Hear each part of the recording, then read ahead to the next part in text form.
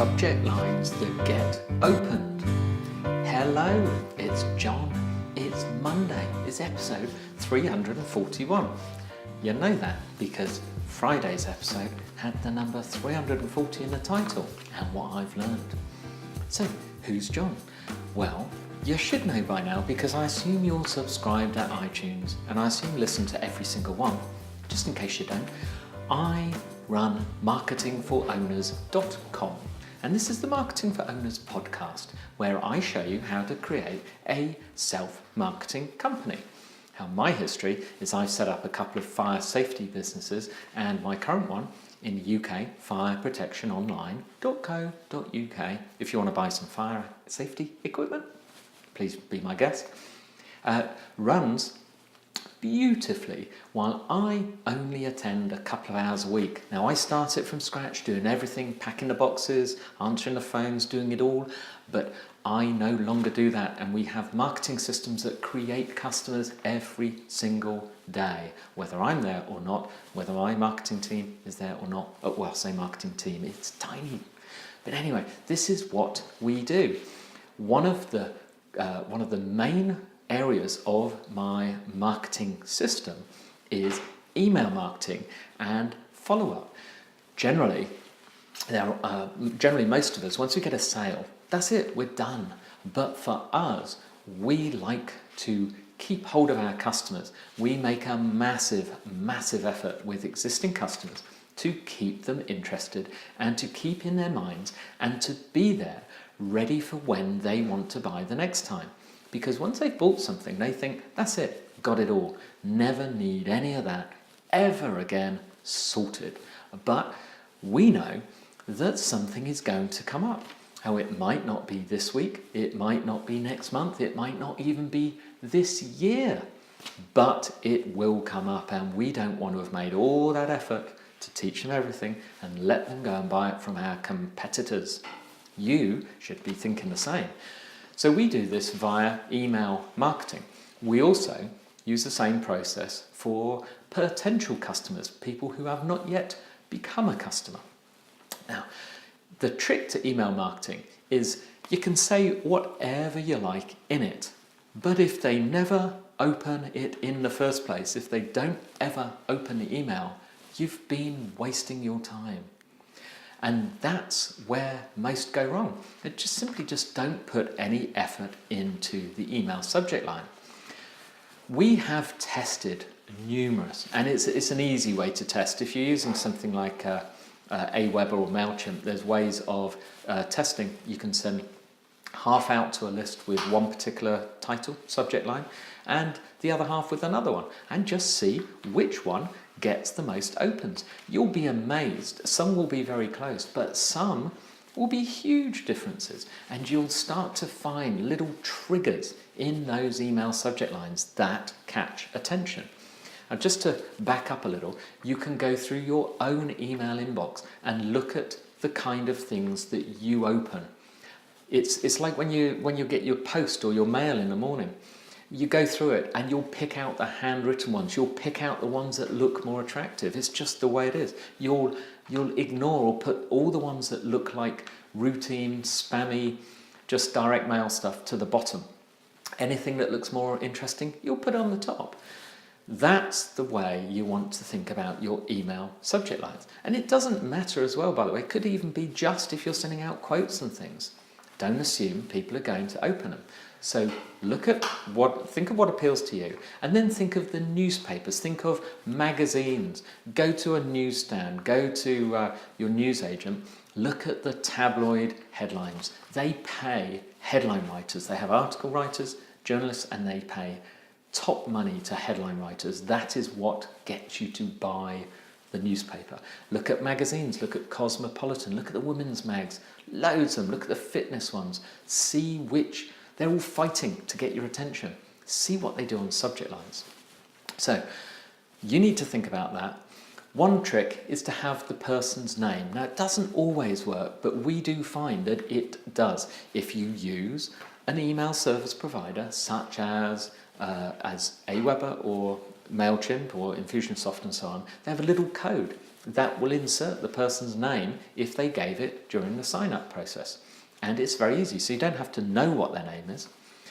Now, what we found is this, and bear in mind, this is from our fire safety industry business, but if you think about these things, you can bend them or alter them or use them for your industry. Don't give me that excuse, oh, they won't work for us. Please don't ever give me that excuse for anything, because I tell you stuff that will work for everything. We make little adjustments to that and use this in the marketing business. So, first one, new regulations. Anything in any industry with the title new regulations in the email subject line is likely to get opened. No matter what you are, no matter what you do, if there are new regulations in your industry, you want to know about them. Now, if that's in marketing, it could be new trick discovered, new hack, new something like that. It can be anything that attracts. Everyone's seen same old, same old. And by the way, once you find things like this that work, don't just repeat them over and over. Use them sparingly. So you need a variation. That one always works. Another one that just involves the terms difference between. So if we ever say, in fire safety, it might be the difference between an optical smoke alarm and a heat alarm. Something like that. People like to know comparisons. Now, in yours, the difference between Twitter and Facebook marketing, the difference between, people want simple comparisons. They want experts to tell them which one is best and to compare. But when you say the difference between, it sounds more like a comparison, and people love those. In all things, even if you're buying a new fridge, people want to know, compare that one to that one, and the difference between them. See, works with everything. Explain. The word explain or explained. So if you are in the accountancy thing, the new tax rules explained, or explain. You can actually say John Butt explains the new tax rules. You can actually use your own name there, or if you've got an expert on board as well known, use their name. Imagine how that works in any industry.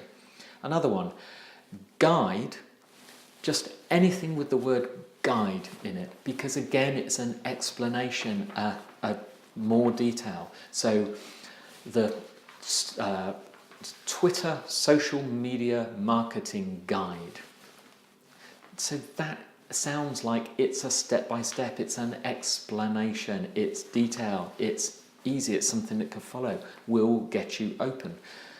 A guide to selecting summer flowers for a landscape gardener, something like that. Now, we actually find if we add simple next to the word guide or quick, so a simple guide to, quick guide to Twitter marketing, again, that will get opened more than normal subject lines. Another one, and you'll see a pattern here, summary of. Just add the term summary of. You could be anything. You can be in any business whatsoever. You could be a personal trainer. A summary of the best fitness, 5-minute fitness regimes.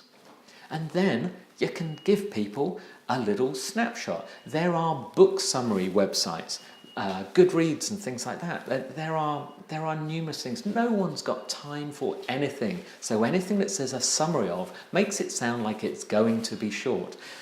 Hopefully I don't need to tell you to make sure it is what you make it sound like it's going to be. So it needs to be a summary. And the last one I'm going to give you is a simple example of. Again, I don't need to explain that, but I will. A simple explanation, a simple example of a home fire safety plan, a simple example of a marketing strategy, a simple example of a business plan. You get the gist. Try these in your email subject lines and see if they don't get better open rates. Anyway, it is the book for the week time. This one's got a slightly longer title. You're going to love it because it costs, when I bought this on Amazon, it was £3.99. That's like $5. It's nothing. And it will take you about half an hour to read, but it's one of the most valuable books I've read for a long time.